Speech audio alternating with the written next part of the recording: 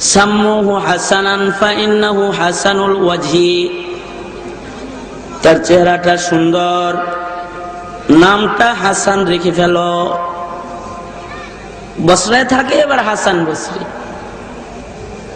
এরকম একজন বুজুর্গ ছিলেন যার চোখে এত পাওয়ার ছিল যে জমিনে বৈশা আরশে আজিম দেখতো। সুবহানাল্লাহ।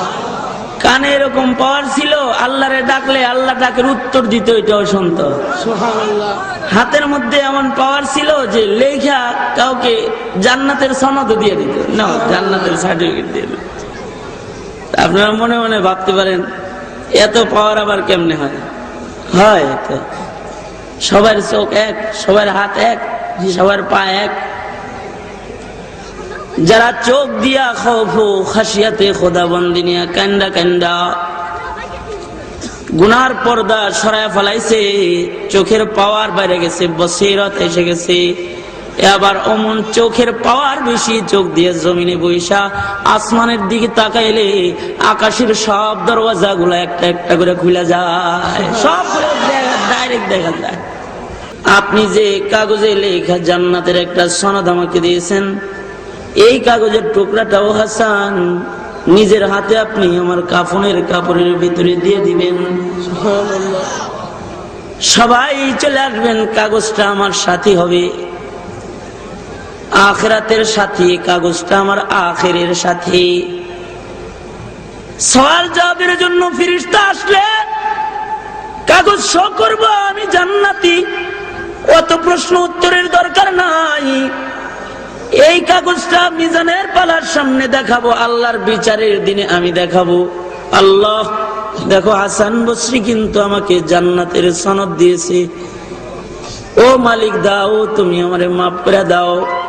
হাসান বসরি গো, এই কাগজটা আপনার হাতের লেখায়, সনদটা হলো আমার জান্নাতে যাওয়ার রাস্তা, এটা দিয়া দেখা দেখা আমি জান্নাতে চলে যাব।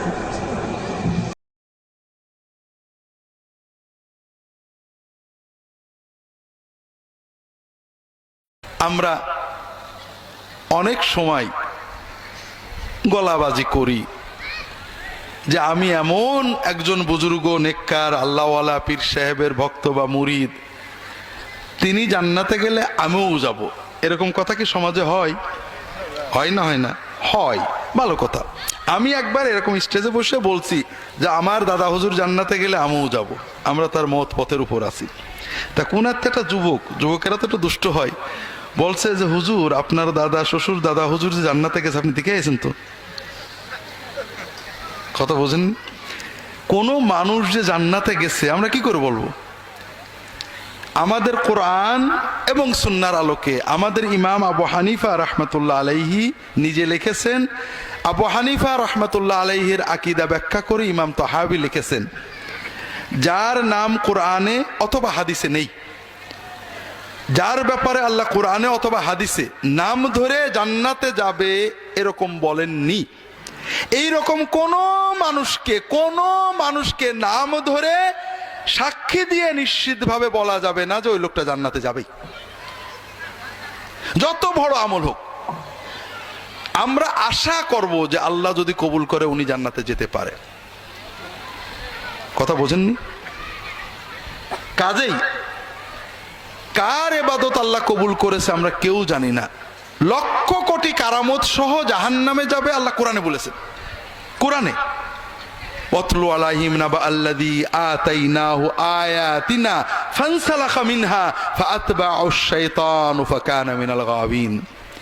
আল্লাহ নিজে বলছেন একজন আল্লাহর ওলিকে আল্লাহ নিজে কারামত আয়াত দিয়ে দিছিলেন,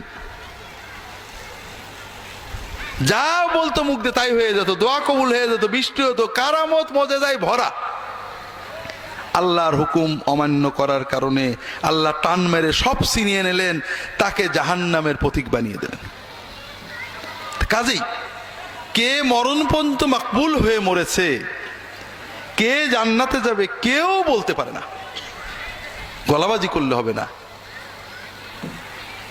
সহিহ বুখারীর হাদিস, আল্লাহ রসুল সাল্লাল্লাহু আলাইহি সাল্লামের দুধ ভাই ওসমান ইবনে মাযউন রাদিয়াল্লাহু তাআলা আনহু, আল্লাহর এত এত এত বড় বুজুর্গ নেককার মানুষ ছিলেন, জাহেলি যুগে যখন মদ খাওয়া হারাম ছিল না, তিনি কখনো মদ খাননি, কখনো মূর্তি পূজা করেননি। আল্লাহ রাসূল এত ভালোবাসতেন যে তার মৃত্যুর পরে তার লাশের মুখে চুমুকে চোখের পানিতে দাড়ি ভিজিয়ে ফেলেছেন, নীরব কান্নাই। নিজে জানাজা পড়িয়েছেন, নিজে হাতে করে নিয়ে লাশ কবরে রেখেছেন। সেই ওসমান ইবনে মাযউন রাদিয়াল্লাহু তাআলা আনহু তার মৃত্যুর পরে মদিনায় যার বাড়িতে তার ভাই পাঠিয়ে দিয়েছিলেন, সেই ভাই তার স্ত্রী আফসোস করে বলছেন, শাহাদাতি আলাইকি ইয়া আবাল ইকদান লাকাদ আকরামাকাল্লাহ, আমি সাক্ষ্য দিচ্ছি ওসমান, নিশ্চয় আল্লাহ আপনাকে সম্মানিত করে রেখেছেন। অর্থাৎ কবরে তিনি ভালো আছেন, আমি সাক্ষী দিচ্ছি।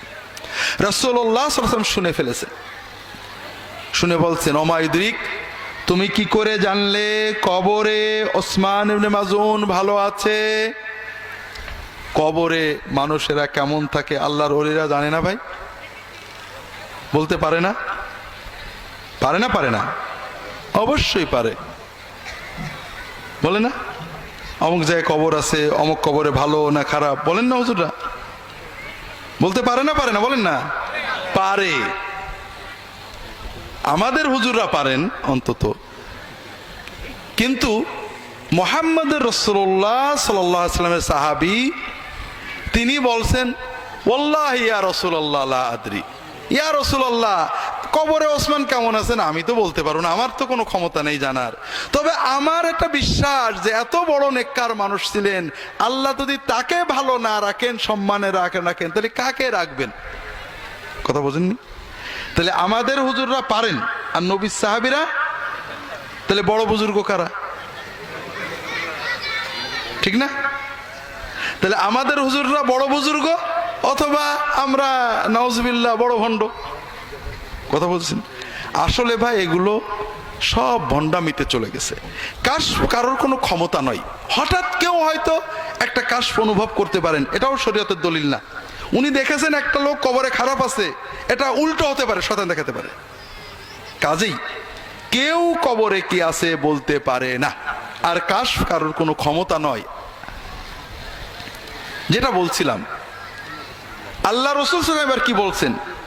ওয়াল্লাহি ওয়া ইন্নী লারাসূলুল্লাহি ওয়া ইন্নী লাআরজু লাহুল খাইর ওয়া লা আদরি মা ইফআলু বি ওয়ালা বিকুম। আল্লাহর কসম করে বলছি, আমি আল্লাহর রাসূল হয়ে বলছি,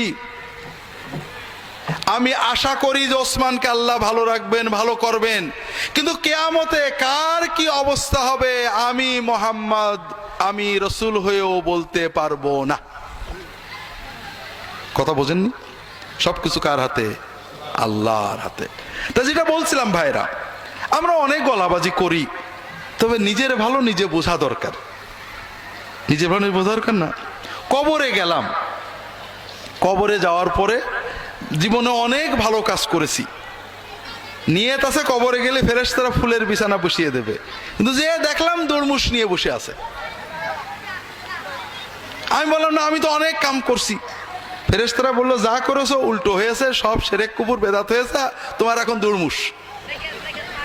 তোলে না, আমার হুজুর বলে দিছিল তুমি ডাকলে আমি শিওরে আসবো, এটা আমার হুজুরে ডেকে দাও, শিওরে আসবে। হুজুর আসলো না। তখন আপনি বললেন যে না, আমার কোনো দোষ নেই, আব্দুল্লাহ জাহাঙ্গীর এত বড় পীর সাহেবের জামাই, মদিনায় মক্কায় পড়া, আমি তার কথা মতো, আমার কোনো দোষ নেই, আমার তুমি ওর ধরোগে। তখন ফেরেশতারা তো আপনাকে রেখে চলে যাবে নাকি? তখন আপনি বললেন ঠিক আছে, আমার ভুলই হয়েছে, শুধু শুনে ঠিক হয়নি, শোনার সাথে আসলে আল্লাহর কথা, নবীর কথা পড়া দরকার ছিল, কে ঠিক বলছে কে ভুল বলছে অন্তত বোঝা দরকার ছিল, এটা ভুল হয়েছে ভাই, এবারের মতো মাফ করে দেয়, এইবার দুনিয়ায় পাঠা দেয়, এবার যদি কোনো আবার ভুল করি আবার সাইজ করো, দুনিয়ায় তো আবার দিয়ে দেবে ফেরেশতারা। তো ভাইরা, একটাই জীবন, আল্লাহর কোরআন নবীর হাদিস যেটা বলছে এটাতে কারোর কোনো সন্দেহ নেই, আছে নাকি? আর হুজুররা এক একজন এক একটা বলছেন, একজন বলছে ভুল, একজন বলছে ঠিক, সন্দেহ আছে। তো জীবন একটাই, রিস্ক নেব কেন? কথা বোঝেন না? কেউ বলছে যে এই ব্যাংকে টাকা খাটা নিশ্চিত পাবি, কম হোক বেশি হোক, আর বলছে ওই যে কাজলের ওখানে দে অনেক পাবি, কেউ বলছে দিস নিয়ে মার যাবে। আপনি যদি সত্য বুদ্ধিমান হন কোথায় দেবেন? ব্যাংকে দেবেন। তো ভাইরা, আল্লাহর কোরআন যেটা বলছে, রাসূলুল্লাহ হাদিস যেটা বলছে, এটার ব্যাপারে কোনো সন্দেহ আছে নাকি? তে কাজেই আল্লাহর কোরআন নবীর হাদিস পড়বো, তবে মনে রাখতে হবে এটা পড়ে আমরা মুফতি হব না, আলেমদের কাছে যেতে হবে। তবে আপনি কোরআন হাদিস পড়লে কোন আলেম ভুল বলছে কোন আলেম ঠিক বলছে বোঝার ক্ষমতাটা আসবে। কথা কি বুঝতে পেরেছেন? এজন্য আমরা কোরআন পড়বো, কোরআনকে সামনে রাখবো। কোন পীর জান্নাতে যাবেন কে যাবেন না আমরা জানি না, কিন্তু কোরআন পীর যে জান্নাতে যাবে এবারে সন্দেহ আছে কারণ? আল্লাহ রাসূল সাক্ষ্য দিচ্ছেন যে কোরআনকে তুমি মুর্শিদ বানাও, কোরআনকে তোমার ইমাম বানাও, এই কোরআন তোমাকে জান্নাতে নেবেই। তো ভাইয়েরা, কোরআন পড়তে হবে। সবাই অল্প হলো বেশি হলো কোরআন পড়বেন, কোরআন বোঝার চেষ্টা করবেন, হাদিস পড়বেন, হাদিস বোঝার চেষ্টা করবেন। পাশাপাশি আলেমদের সহবতে যাবেন, আলেমদের মহব্বত করবেন, আলেমদের সমালোচনা করবেন না। কথা কি বুঝতে পেরেছেন?